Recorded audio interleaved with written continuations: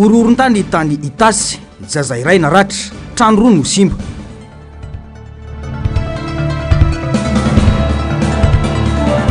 Tohodrano fahagolona Ambahita, manao antso ho amin'ny fangararana sy ny fanajana ny lalàna ny fiarahamonim-pirenena.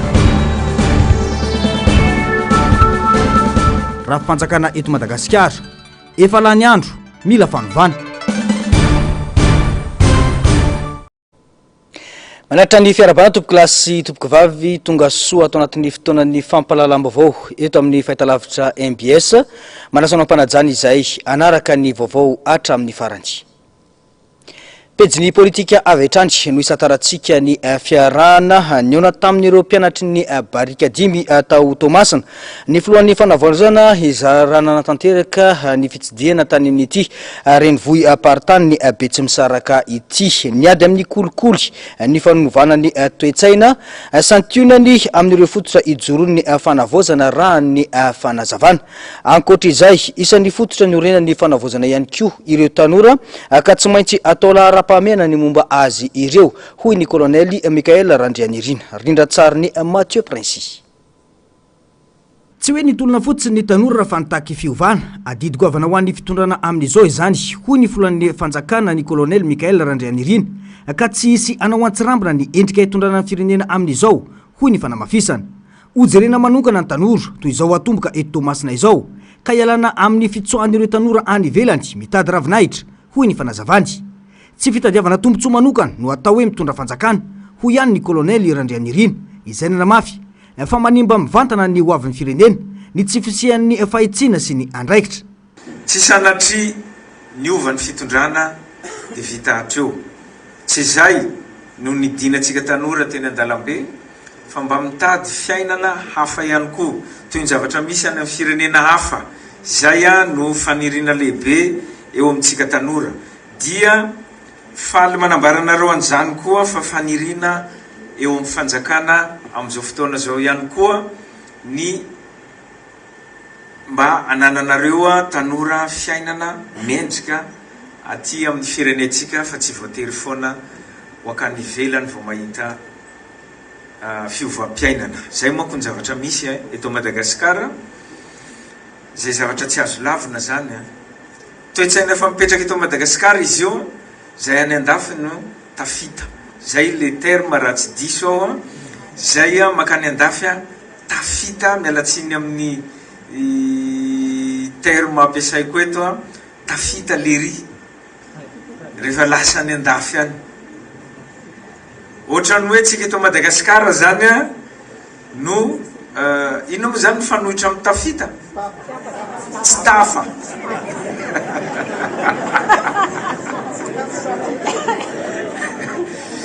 Zay ny zavatra misy toetsaina fa misy eto amintsika zany. Zany fanirina ilalina ny ialany zany toetsaina zany.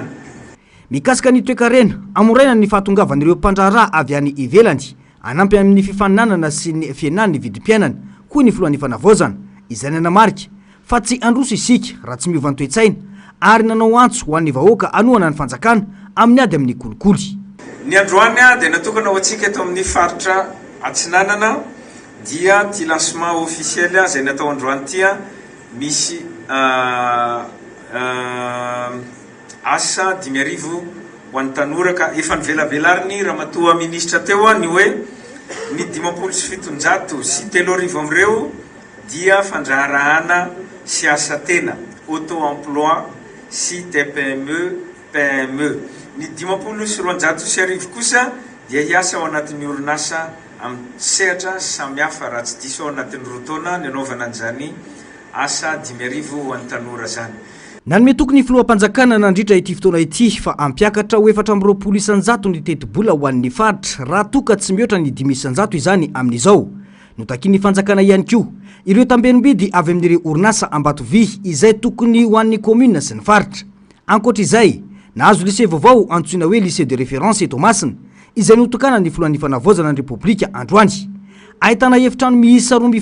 birao 4, efitrano malalaka 2 ity fotodrafitrasa ity, ka mpianatra 470 no efa mandrato fianarana eto, izay mizara amina taona 10, classe de seconde miisa 4, iandreketana mpampianatra 12. isokatra amin'ny taona ho avy ny taona faha-1 ambin'ny folo na ny classe de première raha tsy aiviny 5 taona no nisy ny lycée voalohany teto Toamasina dia ny lycée Jean-Jacques Rabe Mananjara ary marina fa mbola tsy ampy ny lycée ao Toamasina raha mita amin'ny isan'ny mponina sy ny mpianatra. Ny malagasy no tompoina hoy ny filohan'ny fanavaozana ka rehefa zavatra na foto-drafitrasa mitondra fisandratana ho an'ny vahoaka malagasy dia tsy atotso-bontanana hoy ny fanamafisana. Isan'ny lahara-pahamehana ho an'ny fitondram-panjakana ankehitriny ny fanomezana lanja ny fampianarana na eny amin'ny anjeny manontolo na eny amin'ny ambaratonga fototra. Izay indrindra no antony nanomezana tombondainy amin'ny mpampianatra ny amin'ny fampidirana ireo indemnité roa lehibe ao anatin'ny karaman'izy ireo, ny indemnité de logement izay mitetina 2 hetsy ariary sy ny indemnité de crèche 10,000 sy 3 alas hetsy ariary izay efa ho andala mpikarakarana ankehitriny. Mitaky andraikitra sy fantavantena avy amin'ireo mpampianatra sy ny mpanabe ny fanavaozana lafy ny fampianarana eto Madagasikara koa ny filohan'ny fanavaozana ka voalohany amin'izany ny famarinam-potoana amin'ny ora fianarana. Natolotry ny ministeran'ny postra sy ny fifandraisan-dravitra ary ny Aitao Arakazamrindra ny solosaina misa 5 ny tompona andraikitra eo amin'ny lycée vaovao ity mba hanafahan'izy ireo manatsara ny kalitao ny asany. Fa tsy afaka miasa araka ny tokony ho izy ny mpikambany gouvernemanta raha mbola tsy feno ny ekipa iara-iasa amin'ireo ministra. Araka izany mbola tsy fotoana hitsarana ny asan'ny gouvernemanta izao hoy ny mpandinika raharam-pirenena Mohamed Razaf Berso izay nanamarika fa mila omena fotoana hiasana ireo mpikambany gouvernemanta amin'izao fotoana izao. Rehefa misy ny vokatra voazo atsaraina izy ireo ho iatrany ny faneho-kevitra. Ankoatra izay dia mba hahafahana mandroso dia mila tapahina ny fifandraisana sy ny fiankinan-doha amin'ireo firenena manao fitaovana any Madagasikara hoy kosa ny mpanao politika Yada Ramiramanana. Narcisse Karazafy sy mbola avatsara no mitatitra ny antsiprian'izay. Tsy mandeha amin'ny laony ny teteza mita amin'izao hoy ny mpanao politika Yada Ramiramanana izay nanamafy fa saika tsy nanana solotena ao anatin'ny fitondrana ny akamaroan'ireo filoham-pirenena teo aloha kanefa izy ireo dia manana traikefa amin'ny fiantrehana sy ny fitantanana teteza mita no mariany fa zava-dehibe ny fandraisana anjara sy ny fifampizarana traikefa indrindra amin'ny fotoan-tsarotra tahaka izao mba hisorohana ny fahadisoana izay efa nitranga tany aloha sy hanamafisana ny fitoniana politika sy ara-panjakana. Lasa fotoana fanararotana ho an'ny mpanao politika sasany ny fotoana teteza mita toy izao satria mivadika ho sehatra hitadiavana tombotsoa manokana. Io tsisy hoe asa maharitra zany dia hitanareo tsara fa amin'izao fotoana izao dia betsaka ny hoe olona hoe manondrana entana, manondrana volamena, tsokosoko, tena fotoana fanararotana mihitsy izao ho an'ny jiolahy rehetrarehetra le fitondrana ohatr' izay no mahatonga anay zany mangataka mafy dia mafy hoe le fanaovana politika eto amin'ny firenentsika ity dia tokony amin'izay atao matotra zany, tena atao amin'ilay hoe tena hoe le araka ny tokony izy zany manaraka ny lalàna misy, manaraka ny lalàna velona tena rehefa tena lalam-pandrenana nresantsika dia tena miresaka lalam-pandrenana rehefa tsy any ary tsika zao nge miezaka ny ametraka ny Madagasikara vaovao. Mila ovaina araka izany ny toetra sy ny fomba fanao politika eto amin'ny firenena ary namafisiny fa mila mahaleo tena ny fitondrana sy ny gouvernemanta mijoro mba tsy hijaban'ny sehatra iraisan'ny pirenena amin'ny raharaha misy eto amin'ny firenena. Maro aneny zavatra fifamatorantsika amin'ireny rafitra reny ary fifamatorantsika amin'izao tontolo izao. Itsika miezaka ametraka lalam-pandrenana mba hahafahantsika hiala tsikelikely ao anatin'ny famatorany fireneny velany atsika zany satria itsika dia mahatsiaro foana hatramin'ny androany fa tena mbola ohatran'ny zanona tany satria ara-tsaina zany tsika dia tena voatsindry mafy dia mafy mihitsy ny firenentsika dia izay no mahatonga atsika zany mitady lalana mafy hoe ahoana ny fomba hialantsika amin'ny tsy ho afaka tsika indray mandeha io ary za tena miteny hoe tsy ho afaka tsika ao anatin'ny 5 taona fa za kosa miteny hoe rehefa manomboka miafaka amin'izay tsindry zay tsika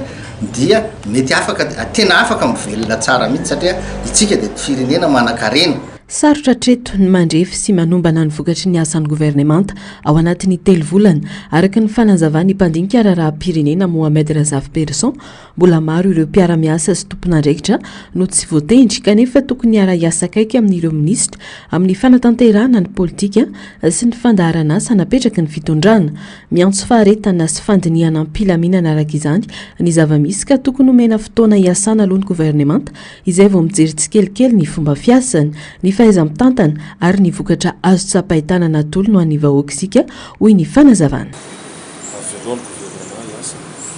Avelao zareo hanao ny asa araka tokony izy fa tsy hazakazana ho any amin'ny tsiziny zavatra rehetra fa leo ilana fandiniana tsara ilana lainga kosa aloha zany fa tsisy fijerevana zany hoe kolera politika sy volokorotra zany efa niteny zany filoham-panjakana ary efa niteny zany koa ny premier ministre lehibe ny gouvernement fa ny rehetra dia tokony ara-isalahy ifanohana amin'ilay fanovoana titsika atao eto amin'ny firenena. Mila fanavaozana ny fomba fanao politika eto amintsika hoy ny fanehoan-kevitra ary manintana mpisehatra politika rehetra mba handray andraikitra feno amin'ny fanarenana ny fitokisan'ny vahoaka sy ny fanamafisana ny demokrasia eto amin'ny firenena. Vaovao makasika ny fanovana sy ny fanavaozana eto amin'ny firenena kosa indray zava-dehibe ny fiarahamentana amin'ny fitondrana ny fanavaozana eto amin'ny firenena.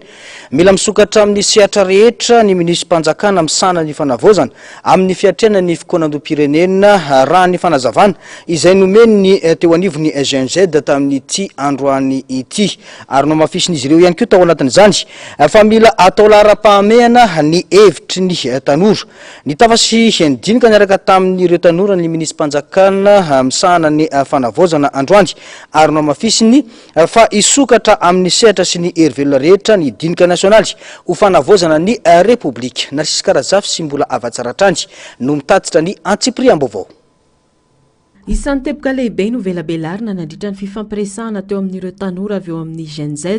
sy ny minisitrim-panjakana misahana ny fanavaozana ny mikasika ny fikonan-doha amin'ny pirenena. Tanjona ny ametrahana mazava ny lalàna izorana miaraka amin'ny fanavaozana ifotony amin'ny alalan'ny fifampitoniana sy ny fandraisana anjara iombonana no marian'ireo tanora GNZ fa zava-dehibe ny fiainona ny feon'ny tsirairay indrindra amin'ny tanora satria misy ireo teboka tokony araha mandinika amin'ireo sokajin'olona rehetra. Fotoan'izao ampiresana ireo hevitra sy alamafisana ny firaisan-kina mba hitondrana fanavaozana marina sy maharitra eto amin'ny firenena.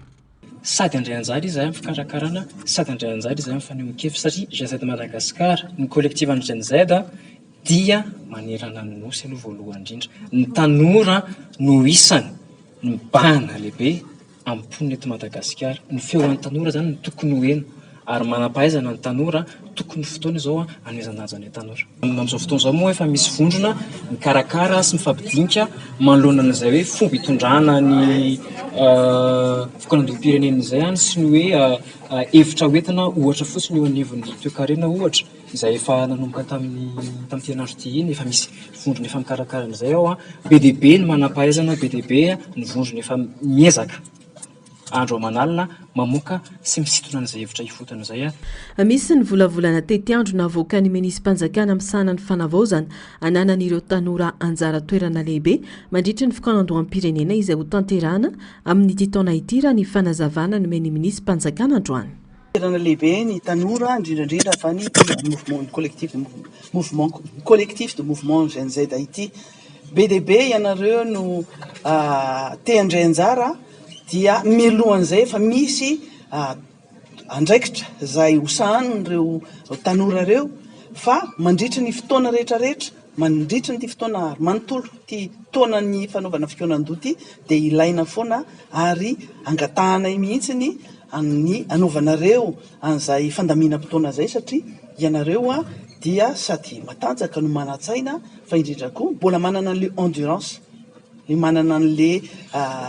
fepetra izay ilaina mandritra n'izay fotoana izay. No mafisiny ity minisitra ity fa efa mitady ny vola entina manatanteraka ny fikonan-doha ny fanjakana efa maro ihany koa ireo vonina nampy amin'ny fanatanterahana izany raha ny fanamafisana trano.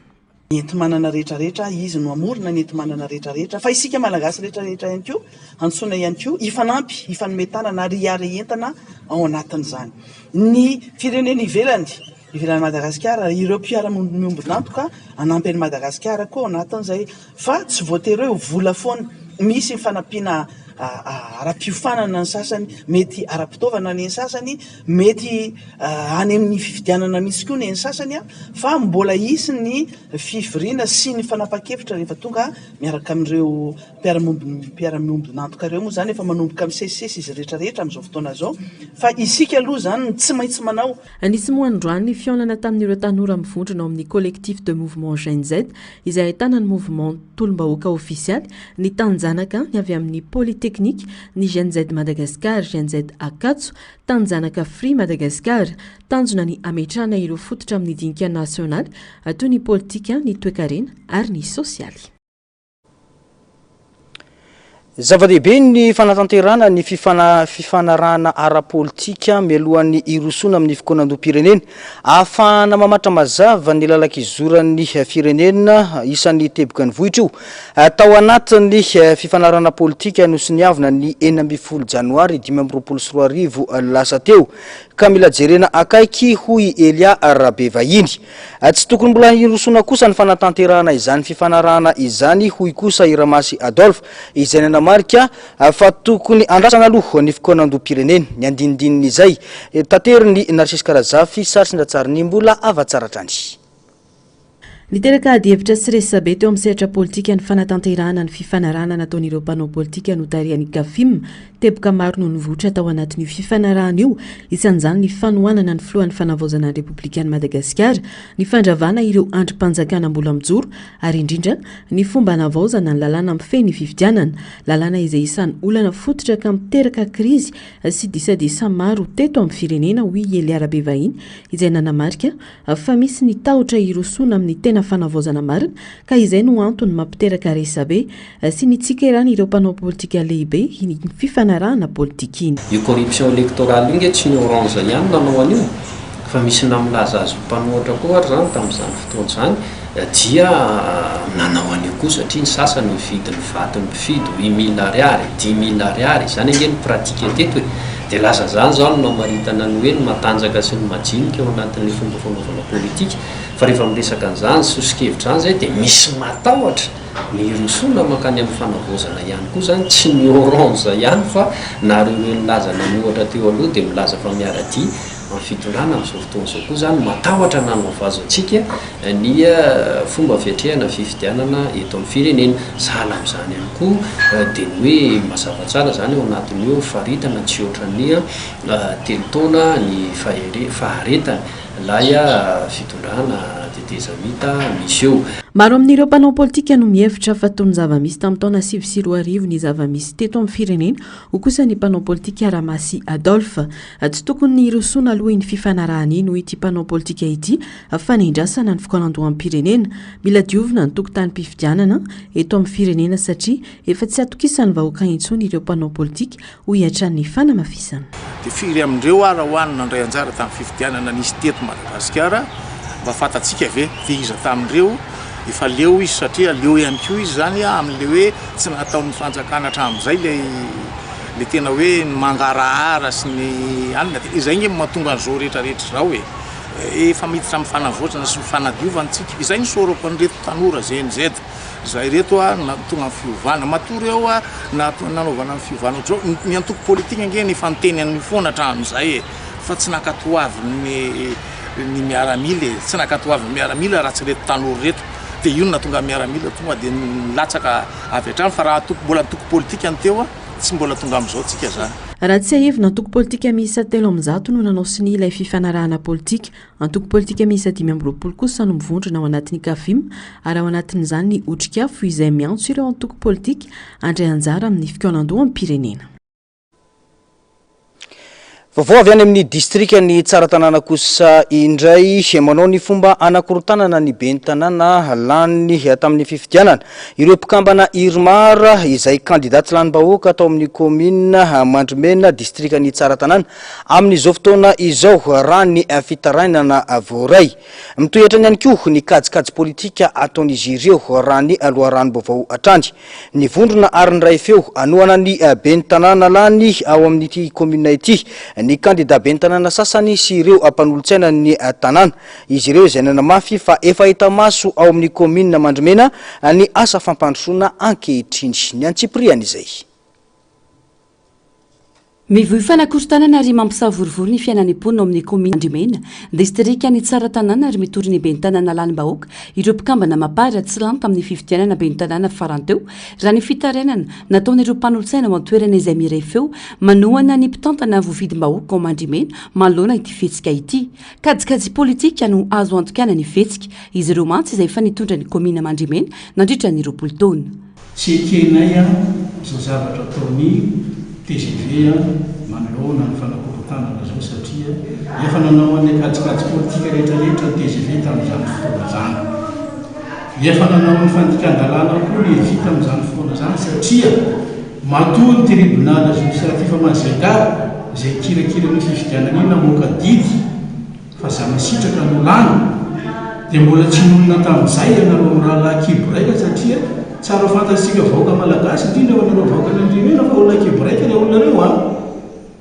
dadaray mamaray ary efa mitondra nandritra ny taona maro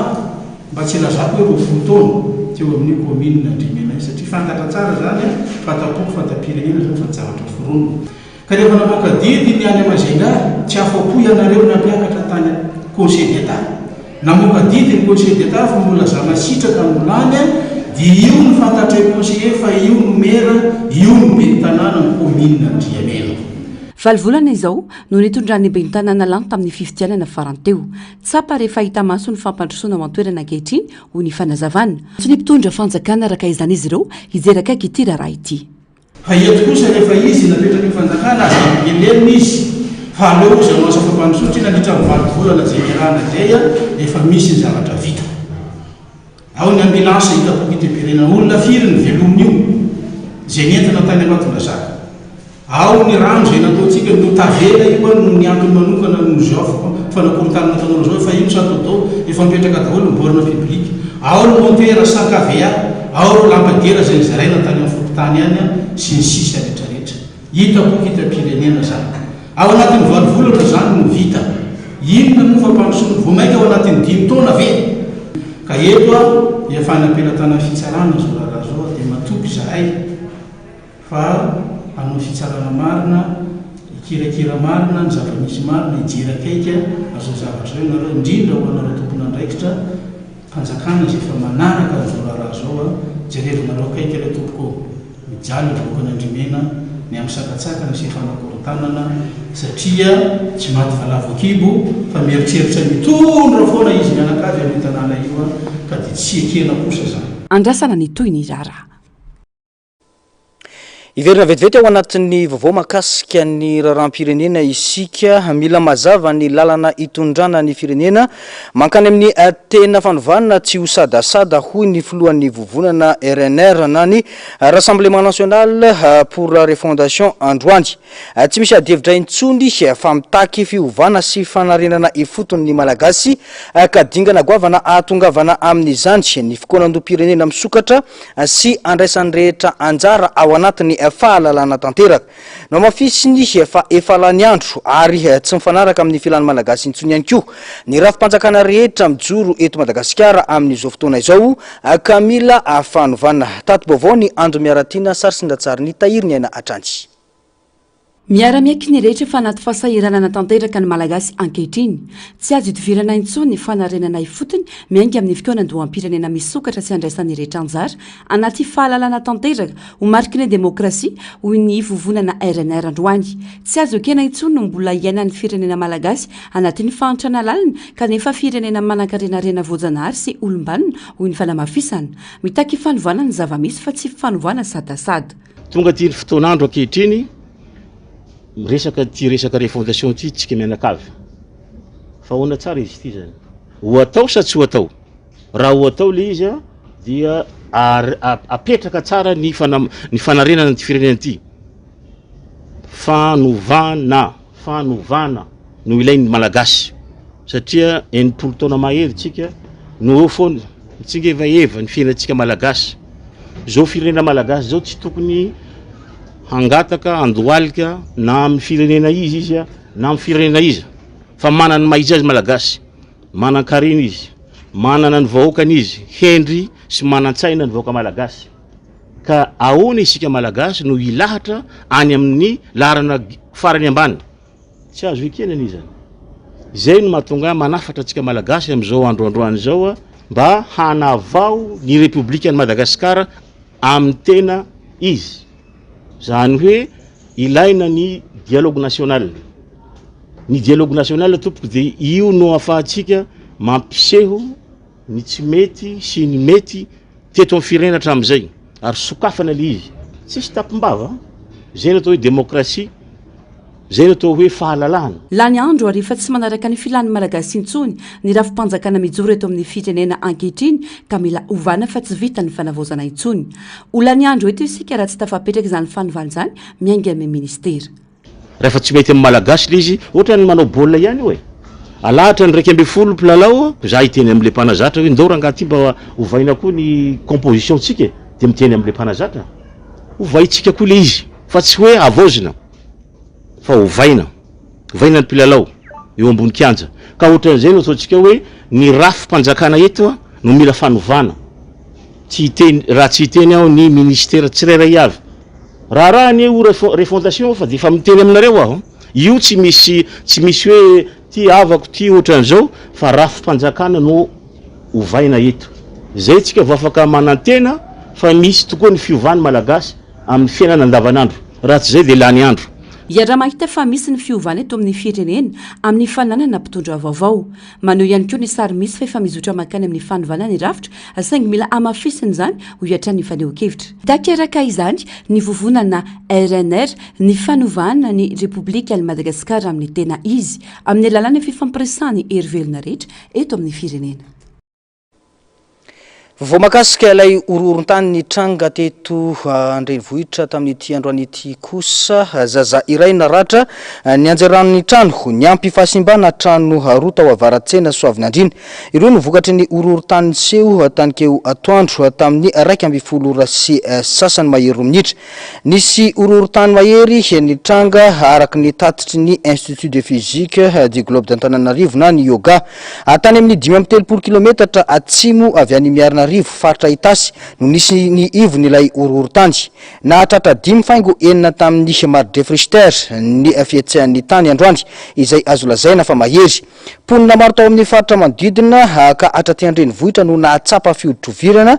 sy feo tamin'ny fikorontanan'ny tany izay niteraka taotra sy fikorotanana kely araky ny vaovao nampitahin'ny gendarmerie pirenena dia tsy maintsy nentina toeram-pitsaboana aingana ilay zaza ny anjeran'ny trano satria tapaka ny tanany ary voadona ny lohany momba ireo trano indray nirodana ny tataondriana manarona ny tafo tamin'ilay trano iray misy nipetraka ny iray kosa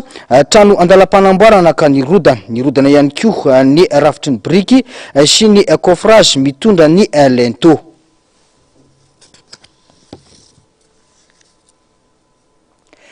fa isan'ireo firenena manana arenan-kibony tany Madagasikara ahitana arena sarobidy maro eto amin'ny nosy misy antsika ity toy ny volamena, vatsoa, nickel, cobalt, graphite ary arena maro hafa izay mitondra vola anarivo ny tapitrisa ariary isan-taona ho an'ny firenetsika na izany aza mbola tsy tsapany ankamaroan'ny vahoaka malagasy ny fisian'ireo arena ireo raha jerena ny tany fantrana sy ny tsy fandrotson'ny misy ny fitrandrahana maro eto amintsika ilaina ny fametrahana izany ao anatin'ny fandaharam-pampianarana hoy ny filohan'ny antoko vahoaka amiray na ny vamihy tamin'ity androany ity rindratsariny Mathieu Prince araky ny tarehimarika navoaka ny banky iraisam-pirenena mahery ny 700 amin'ny malagasy no miaina ambany ny faripahantrana any amin'ny faritra everina ho manan-karena ara-jeolozika indrindra aza no tsy ampy na tsy manana fotodrafitrasa toy ny lalana herinaratra toeram-pitsaboana ary ny sekoly maneho mazava izany fa tsy miverina ho amin'ny fampandrosoana eny ifotony ny vola azo avy amin'ny fitrandrahana arenan-kibony tany tatitra avy amin'ny EIT Madagasikara no namantarana fa latsaky ny 500 monja amin'ny tetibolam-panjakana no avy amin'ny arenan-kibony tany ambany ihany koa ny vola miverina na ny redevance minière any amin'ireo commune sy ny faritra raha oharina amin'ny fahasimbany tontolo iainana sy ny fiantraikany ara-sosialy ateraka ny fitrandrahana hoy ny mpanao politika Alphonse Rakotondrainy be ohatra fotsiny zao meko anareo ny hoe trandraka fahaso mainty efa firy sambo ny volamena efa lasan'ireo ary zany ange machine ange no mampiasa ny zavatra io machine gatrifié machine atao de tonga de any anaty sambo ohatra salama manasa fotsiny ko volamena mianika de tsara ange ity Dubaï ange ka hatramina poignée-na toilette poignée-na WC de volamena rehefa nanontanian'ny mpanao gazety ny tompony hôtely de volamena avadika Madagasikara izy. Eto tsara am'izany zavatra mitranga eto Madagasikara ka ny tiako lazaina am'izany dia ity resaka ao anatin'ny transition zao ohatra tsy fantatra tsony zay ale fa misy aloha hatramin'izao de manaraka ny tenin'ny haute cour constitutionnelle de manao zay tiany atao ny andevim-bazaha rehetrarehetra. Ny fampianarana ny tanora sy ny zaza malagasy ny arena ananan'ny fireneny dia manampy amin'ny fananganana taranaka mahalala ny lanjany arena voajanahary sy ara-toekarena. Anamafy ny fitiavan-tanindrazana izany, ampitombo ny fiarovana ny tontolo iainana ary ampivoatra ny fandraisana andraikitra maha-olom-pirenena ary izay no fototry ny fampandrosoana maritra eto Madagasikara hoy ny fanamafisana. Tamin'ny andronay tamin'ny 1963-64 tanoany dia nampahafantarina mpianatra mpahafantarina anay hoe aria Morondava volamena, aria Belotsirbina Vatsoa, aria Nanna aria Degoa Safira, aria Nanna zao ohatra taona zany lazaiko zany fa amin'izao fotoana izao tsisy an'izany tsy ampianarina tsotry fa de zao tena tokony ho fantatra ny ampahafantarina ny mpianatra isany kilasy de mbola kely ary izy de fampianarina zany hoe iria ohatra hoe iria Tsadita dia zao ny arenao, any Mbomanga zao ny arenao, aria Nanna aria Tiliara zao ny arena tsy izy amitenana fa fasy mainty fotsiny eo Tiliara tsy fasy mainty fotsiny ambinao Tiliara fa tokony ampianarina ny ankizy teny zao hoe inona sy navy ny arena eto mba efarany satria ny arena eto Madagasikara ka tsy ho laninao mihitsy akory na ho taranaka fahazato faharivo ary hoe taranaky Alphonse Rakotodrany be zany 50 taona amina 10 taona taranaka daholo mety ho tavelo de tokony alala an'izany histoire zany tantara zany ny taranaka rehetrarehetra zay tena tokony ho izy. Inona moa ny ampianarina am'izao fotoana zao nge na mpampianatra ary tsy mpampianatra tsy ny filaza azy mpampianatra ke zao ka vilona ny kravaty ny rofotra ny lobaka kapakapa tongilana zany mpampianatra am'izao fotoana zao tsy sahajany tsony. Anisany everina ho vahaolana maharitra ny fampidirana ny arena isam-paritra ao anatin'ny fandaharam-pampianarana. Samy manana ny mampiavaka azy ny faritra tsirairay eto Madagasikara. Misy manan-karena ankibony tany, misy manana ala sy valan-javaboary, misy koa manana ranomasina sy arenan-dranomasina, ary misy faritra fantadaza amin'ny kolotsaina sy ny asa tanana. Ny fampianarana izany amin'ny ankizy any amin'ny faritra misy azy avy dia ahafahan'izy ireo mahafantatra ny arena any antoerana sy ny lanjany sady mampitombo ny fandraisan'izy ireo andraikitra amin'ny fiarovana izany ho iatrany ity mpanao politika ity. Voamakasika ny arena voajanahary eto Madagasikara izay indrindra farafakely ny 300 amin'ireo zavamananaina eto Madagasikara no kendrena ho voaro hatramin'ny taona 320. Ity tanjona stratégique ity dia naverina no amafisina nandritra ny fitsidiana ara-pomba fanajana nataony tompon'andraikitra ambony misana ny fiarovana ny zavaboary eo anivony Global Will de Conservation tetsy amin'ny lapam-panjakana mahazo arivo. Noraisiny Prime Ministre Rajoelina Velo Ersalama Andriamasy niaraka tamin'ny délégation iraisam-pirenena moa ireto délégation ireto nifantoka tamin'ny fiarovana sy ny fikajina ny arena voajanahary izay tsy manam-paharo eto Madagasikara ary ny fanamafisana ny fiaraha-miasa stratégique eo amin'ny sehatry ny tontolo iainana ny fifanankalozan-kevitra. Nambaran'ny Prime Ministre nandritra ny fionana fa lahara-pahamena ho an'ny fotoanam-panjakana ny fiarovana ny tontolo iainana. Nitsahivina ihany koa ny fanambo maro mbola atrena amin'ny fikajina ny arena voajanahary ary nanamafy ny fanoloran-tenan'ny fanjakana amin'ny fitantanana maharitra izany arena izany. Nasongadiny lehibe ny gouvernemanta ihany koa ny mahasarobidy ny biby sy ny zavamaniry tsy fahita afa-tsy eto Madagasikara. Araka ny fanazavany, io arena voajanahary io dia afaka misarika mpizahatany maro sy manampy amin'ny fampandrosoana ny fizahantany raha tanteraina ao anatin'ny fanajana sy ny fiarovana ny tontolo iainana.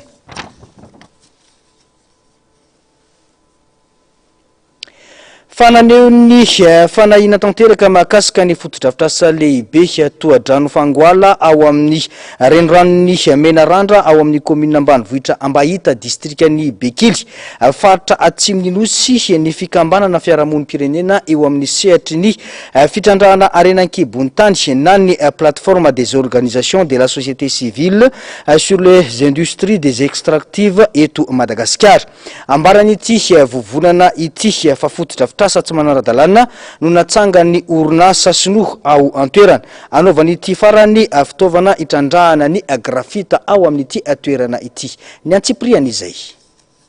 Tamin'ny taona 2024 nanangana tohodrano eo amin'ny reniranony Menarandra ao Fangoala commune ambanivohitry Ambahita distrikany Bekily ny orinasa mpitrandraka grafita nilaza ny orinasa fahanoana ny asa fanadiovana sy ny fanodinana grafita ao antoerana hatreto anefa fampitehan'ny tanàna no hita nandritra ny fidinana ifotony tamin'ny Desambra 2024 teo dia vao marina fa mety hampidi-doza ny tohodrano no firoan'ny orinasa io vokatry ny tsy fanarahana ireo fepetrara teknika sy ny fetraikany amin'ny fampiasan'ny mponina ny renirano ary hampisy fetraikany lehibe amin'ny fampiasana andavanandro ny renirano ny Menarandra efa nisy didy fandravana avy amin'ny fitsarana ny voaka na atao ny fiodidy io atao aorian'ny fitoriana nataon'ilay orinasa teo anivon'ny filakevim-panjakana ka mbola mijanonao ny tohodrano hatramin'izao. Namaly ny filakevim-panjakana fa hoe miato aloha zany le démolition. Zay zany le mampametra-panontanianay atao fiarahamonim-pirenena hoe lasa ohatrany hoe manao défi zany le zava-misy amin'ny fahefam-panjakana hoe manomboka ny amin'ny autorisation tonga hatramin'ny note démolition dia tonga hatramin'izao hatramin'ny antsika miteny zao dia mbola ao le tohadrano. Manoloana izany velom-panahina ireo mponina ao Bekily ka mitaky fanazavana isiny mangarara mangataka ny isiny fifampiresahana misokatra amin'ny lafiny rehetra ny fanamafisana ny andraikitry ny rafitra eny fotony ihany koa ny fiarahamonim-pirenena ho fiarovana ny vahoaka sy ny tontolo iainana. Io fametrahana ny fotodrafitrasa io mety miteraka an'izay fitanilana zay ny fotony ary tsapany teknisiana fa miseho zay fitanilana zay ary mety hiteraka zava-doza ka bararina raha ohatra ka hoe nanapaka an'izay nanapa-kevitra amin'ny fanjakana andravan'izy io noho izay anton'izay mba hanaja an'izay mety ho tombotsoa iny foton'izay ka miantso zany ho an'ny tompon'andraikitra sy ireo miantso ny tompon'andraikitra rehetra mba ny moa zany handray ny fepetra mifanaraka amin'izay mety ho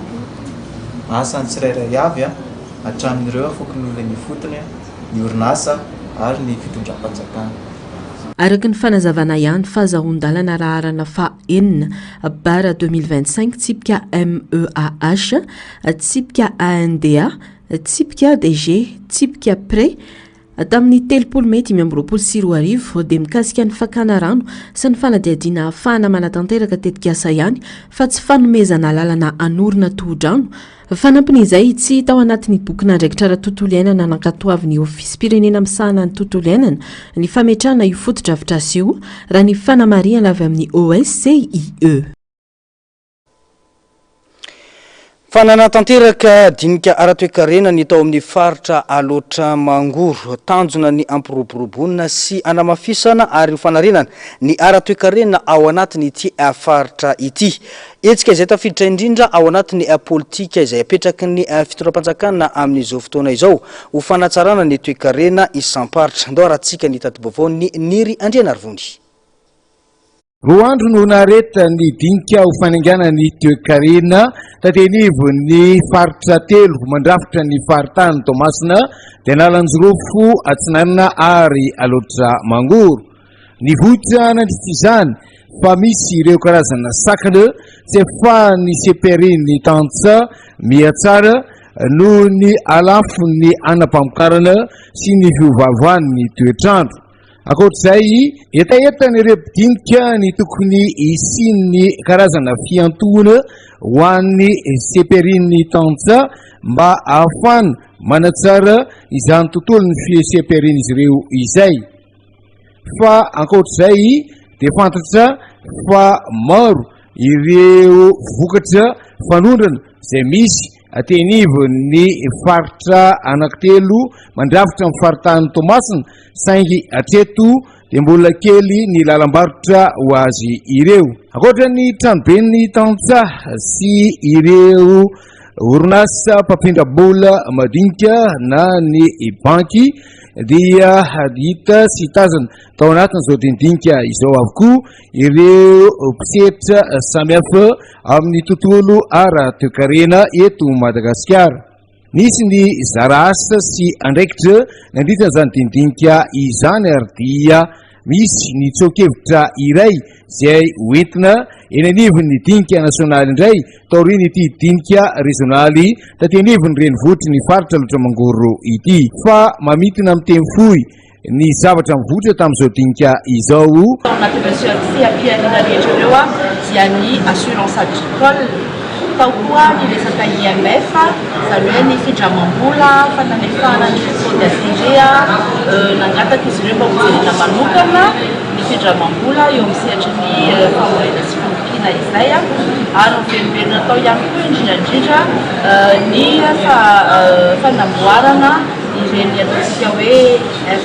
infrastructure productive ireny. Ny irariny rehetra moa dia mba isiny fiantraikany amin'ny toekareny Madagasikara tokoa ny tsoakevitra nivoaka avy taty anivon'ny faritany Tomasina ity. Vaovao avy ao amin'ny distrika Antsirabe faharoa kosa indray nahazo komisaria vaovao ny distrika Antsirabe faharoa foto-drafitrasa izay everina fa ho tombony lehibe ho an'ny fiarovana sy ny fandriam-pahalemana any antoerana. Ity faritra vaovao faritra ity izay hita fa somary marisarisa eo amin'ny sehatry ny fandriam-pahalemana raha ny fanazavany ny solombavam-bahoaka nandritra ity lanonana ity rafitra vaovao ity ihany koa dia natao ifameno amin'ny asany mpitandro ny filaminana avy amin'ny zandary izay efa miasa ao amin'ny ity distrika ity. Rindratsara ny Mathieu Prince.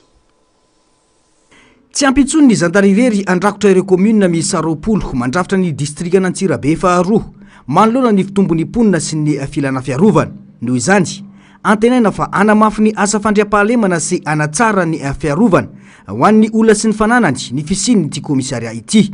Nanome toromarika ny ministry ny filaminam-bahoaka ka nanantitrantitra ny fanarana ny politika mpanjakana sy ny toromarika apetraka ny fanjakana amin'ny fametrahana fandriam-pahalemana ho an'ny daolobe. No tsindriny fa ny fiaraha-miasan'ny mpitandro ny filaminana rehetra sy ny fanajanana lalàna no antoka azahoana filaminana maharitra ao amin'ny distrika. Zava-dehibe ny fisiny izao hoy ny solombavam-bahoaka voafita ao amin'ity distrika ity. Ekena fa efa misy ny gendarmerie-pirenena eto amin'ny chef-lieu ny distrika kanefa eratsika malala fa amin'ny midadasika be zay dia ilaina ny falapina fitandrona amin'ny filaminana ka izy ity dia nangatahany be ny tanàna ny solombavam-bahoaka lehibe ny distrika ny ametrahana ny izy ity dia totosa tsakazelavany zany ny fametrahana azy androany tokananandroany dia veriko fa hitondra fanavaozana lehibe eo amin'ny lafin'ny fandriam-pahalemana eto anivon'ny Antsirabe faharoa izay misy any endrikely madiny tetenina raha ny ambara satria dia saika hitsangana alatrondro matetika ny distrika Antsirabe faharoa everiko fa isy zava-baovao aorianan'izao fametrahana ny raha komisaria eto maneratra izao ary dia misaotra makasitraka ny fitondram-panjakana izay tarihan'ny colonel Andriany Irina Mikael zany amin'ny fitindrovana sy fijerena ifotony ny zava-misy aty ambanivohitra aty. Nanamafetrany ny solombavam-bahoaka fa ao anatin'ny filaminana no ifahara ny fampandrosoana indrindra ho an'ny tontolo ambanivohitra. Distrika ny Tantsaha ny distrika Antsirabe faharoa izy ka ho sarotra ny seha-pamokarana raha toka marary ny fandriam-pahalemana. Izany no antony hanoanana ny ezaka ataon'ny mpitandro ny filaminana amin'izao asa ao amin'ny atin'ity distrika ity hoy ny fanazavana. Ho anay zany dia rehefa misy ny zavatra tahakan'izao dia manao fanomezana na tolo-tanana foana solombavam-bahoaka ka dia nanolotra ordinateur zany zahay teo ny solombavam-bahoaka amin'ny rahalahy moa miampy ihany koa ny gendarmerie eto ihany koa satria manjary misy tonosiala raha fotoa mahazo ny polisy fa tsy mahazo gendarmerie-pirenena fa tsy izay ihany ny fitaovana efa nomenay zay dia efa namatsy ny moto ho an'ny gendarmerie-pirenena tolistika ny Tsirabe faharoa tamin'ny alalan'ny Siady efa nanao efitrano ihany koa zany zahay any Ambatomena zany ny tranon'ny gendarmerie-pirenena any Ambatomena ny Sondrara ihany koa dia efa nataona ihany koa ny raha nataon'ny tamin'izao fotoa zany ary zahay dia vonona foana manolo tanana ho an'ireo zay mangetaeta fiovana sy fanovana eto amin'ny tanany Républicaine Madagasikara. Antenaina arak'izany fa ny fanokafana ity komisaria vaovao ity dia anampy any amin'ny fisorohana ny tsy fandriam-pahalemana, anamafy ny fatokisan'ny vahoaka ny mpitandro ny filaminana ary andray anjara amin'ny fampandrosoana ara-sosialy sy ara-toekarena ao amin'ny distrikta Antsirabe faharoa ho iatrany ny solombavam-bahoaka José Randrianantenaina. Vaovao ny kolotsaina kosa indray miroborobo ny setry ny hira ankehitriny ary mivoatra manaraka izany ihany koa ny fampiasana fitaovana arifomba anaovana fampisehoana miavaka ho an'ny mpankafy. Samy manao izay ho afa ny rehetra ao anatin'izany saingy tanjona kosa ny ampiroboroboana ny zavakanto eto Madagasikara. Ady iraisan'ny mpisetra ankehitriny ny piraty saingy tsy atao sakana izany fa voamaika aza mitondra fomba fijery miabo hoy Netex tanora mpanakanto izay anolotra seho ho fampafantarana ny rakira faharoany amin'ny fahavalon'ny volana febroary izao. Tadipovao ny Andro Miaratina sary sy niratsary ny tahiriny ay. Tsy mijanona trio amin'ny fialamboly ihany ny mozika fa entina anabeazana sy tondra zavatra tiana ampitaina amin'ireo hevitra finosiny. Mitaizana ny sain'ny malagasy ahy andinika sa makafakalana ny mozika no eno ny sofiny. Samy manao zava-dehibe izany avokoa ny mpanakanto ankehitriny. Ho an'ny Netex, tanora mpanakanto malagasy fa nampigoavana petra ny fizarana ho an'ny mpankafy azy. Voarakitra ao anatin'ny rakikira faharoa an'izany rehetra izany. Mihira dia anisany fitaovana iray entina mampita émotion na tantara miainana na zavatra tiana ho zaraina dia tiana tomazaty arak'ilay hoe zana misy atsika dia misy anareo dia misy anazy aho fa tsy za fotsiny tantara miainana naraka daholo ny zavatra tantarainao. Ady raisina ny maro ankehitriny ny fisian'ny piraty saingy atao hitondra fijery miabo izany hoy ny fanamafisany. Matsoanao mazavatsy zavatra ity dia hotehirizina anao ana izy tsy tonga ty mihitsy ilay ampidiritsika kely maro. Raha andeha amintsika ry zareo tsika tsy fotoana fifanenjehana tsy ho anay manokana aloha raisiny amin'ny côté positive izy hoe zareo ka mizarana izy andeha amintsika tsy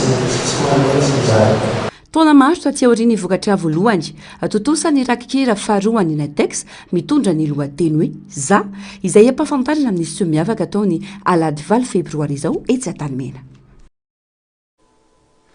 Pejy ny fanatanjahantena kosa indray isy fanalavana ny lalana ifananana ho an'ireo atleta efa zadrara amin'ny andian'ny efa 7 amin'ny azakazaka anatin'ny atiorana ny UTOP amin'ny titona 4 ity raha nambaran'ny mpikarakara.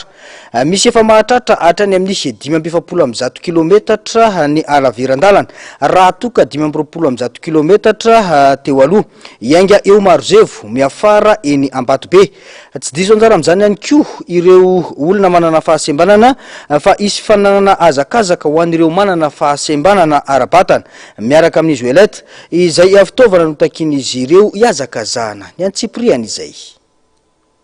Nasipampanivana sy noatsaraina ny fiatrianany fifanana azakazaka anaty natiora ataony UTOP Ultra Trail des Hauts Plateaux Roarivo. Misy 10 ireo sedraka saika nampitombona avokoa ny alavirandalana rehetra ifaninanana amin'ny tiandiany fa 7 ity. Anisan'izany ny lalana 570 kilometatra raha toka 570 kilometatra teo aloha iainga eo Marozevo mifarana eny Ambatobe. Eo ihany koa ny lalana iainga eny Ampasipotsy mifarana eny Ambatobe izay atao 500 kilometatra raha toka 80 kilometatra tamin'ny andiany hafa. Ankoatra izay andeha hiatrika ireo fifaninanana iraisam-pirenena izay mandresy na eo amin'ny lehilahy na vehivavy. Misy koa ny azakazaka bisikileta miodidina eo Ambatobe.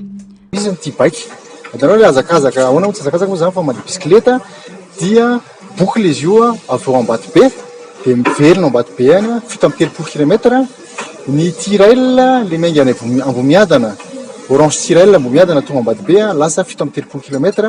Le am'le ultra 20 km. Ny voalohany dia mankany amin'ny Grenoble, UT4M, le course lava be any zany. Dia ny faharoa manao Trail de Bourbon à La Réunion.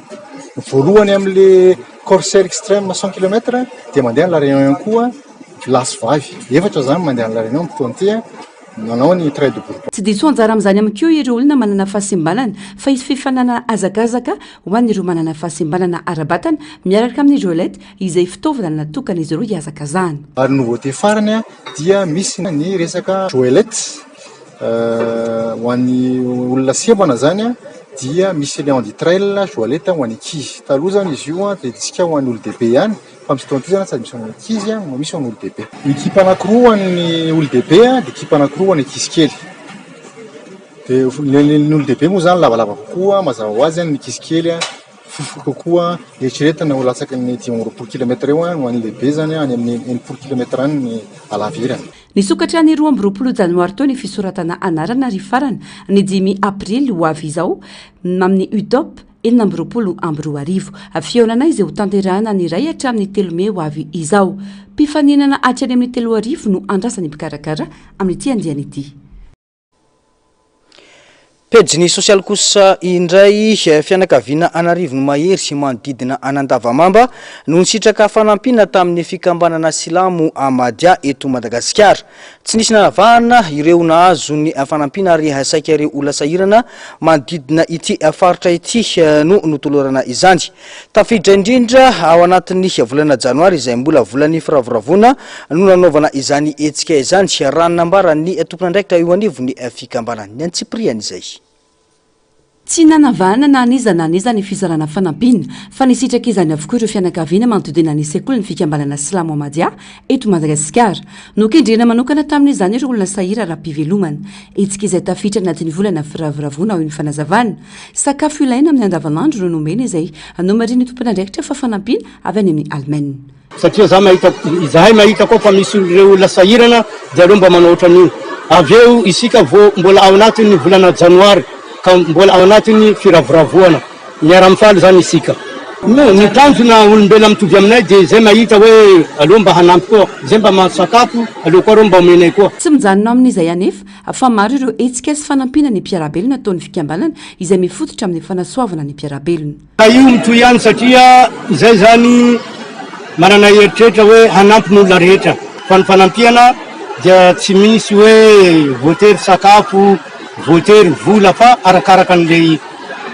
fahatongavan'ilay olona hoe mitady fanampiana. Ataon'ireo mpino Silamo modely mandraka ankehitriny izany amin'ny alalan'ny fizarana ho an'ny hafa indrindra fa ireo sahirana ara-pivelomana. Teny filamatry ny fikambanana raha toy ny hoe fitiavana ny rehetra tsy fankahalana na aniza na aiza ka nahafahanjara izao fanampiana izao. Fa amafisina ny firaisan-kina ao anatin'ny fidiranan'Andriamanitra tanjona ho an'ny hetsika antsoina hoe koraly fiangonana. Karakaray ny fiangonana Eklesia Episkopaly Malagasy diocèse n'Antananarivo. Io tolakandro io tetsy amin'ny fiangonana Avaratranjoma no nanaovana ny famerenana entina manomana ny hetsika. Narcisy Karazafy sy Tahiriny.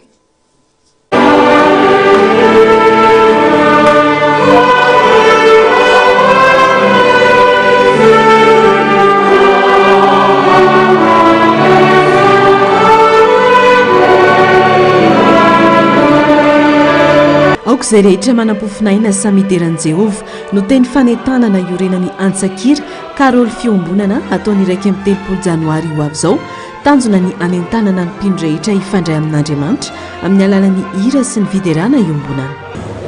Ny Anglikana moa dia atao hoe amin'ny fotoam-pavahana rehetra dia manome voninahitran'Andriamanitra indrindra amin'ny fety lehibe ataony hoe festa lehibe moa filaza azy festa lehibe Pasika, Krismasy, Pentekosta reny atao hoe fety lehibe ary fanandratana voninahitran'Andriamanitra satria amin'ireny ihany akory fa rehefa fotoana lehibe ozy to tena fanomezam-boninahitran'Andriamanitra lehibe mihitsy ny fotoana izay hatrehana. Dia hira karoly iarahana amin'ireo mpitendry mozika izay efa atao hoe mba hanantalenta ny amin'izany dia fifalina ho an'ny anglikanina misy no mampateraka izany tsy dia ankalazaina lava aloha satria le karôly koa etsika ara-panahy iarahany antokopira maromaro ny karôly fiombonana karakarain'ny eklezia episkopaly malagasy diosesina Antananarivo etsika natokana namafisana ny firaisan-kina sy ny fiderenan'Andriamanitra amin'ny alalan'ny hira masina sy ny fiaraha-mivavaka.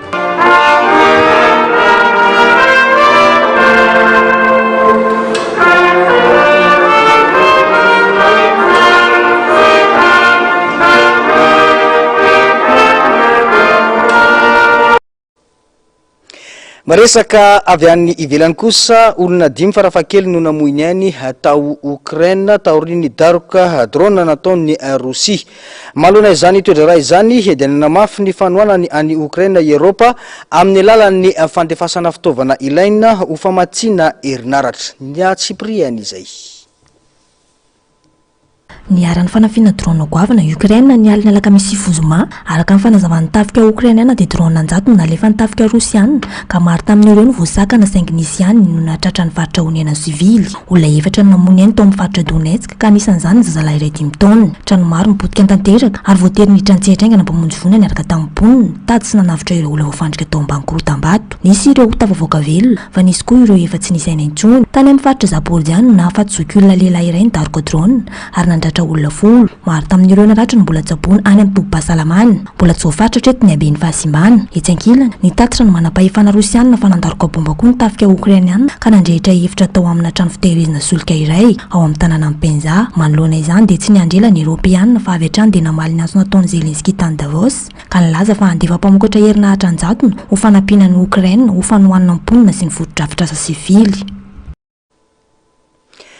Any Iran kosa indray miamafy ny krizy ara-politika sy ara-sosialy taoriny ny fihetsiketsehany vahoaka araka ny tatitra avy amin'ireo mpikatroka mpiaro ny zon'olombelona olona anarivo no namoiny ainy ary analiny no nosamborona. Atao anatin'izany toedra raha izany no nisy ny fihetsiketsehana iraisam-pirenena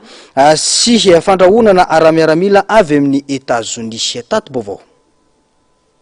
Mahery ny 5 ireo namoiny ainy vokatry ny famoretana sy fihetsiketsehana ao Iran araka ny tatitra navoakan'ireo mpikatroka ny toerana. Raha ny taremarika ofisialy navoakan'ny fitondrana iranianina kosa dia 703 no maty. Olona miisa 794 alina ny voalaza fanosamborona hatramin'ny nanomboan'ny etsy-panoerana hoy ny foibe vaovao Amerikanina. Nampitombo ny fihenjanana ny fanakatonana tanteraka ny internet manerana ny Iran nandritra ny 420 andro any ka tapaka tanteraka ny fifandraisan'ny Iran amin'izao tontolo izao. Ao anatin'izao toedra raha izao no nanambaran'ny filoha Amerikanina fa misy tafika an-dranomasina Iroso any Iran tsy nanomeny Tsipriany ny firafitry ny sambona ny tanjona amin'izany Donald Trump. Manoloana izany fandrahonana izany nampitandry ny Iran fa malomafy sy mangiry firen'ny États-Unis sy Israely raha misy tokoa ny fanafiana atao azy. Hatramin'ny 27 Desambra moa no nanomboka ny fihetsiketsehana amin'ireo tanàna maro ao Iran.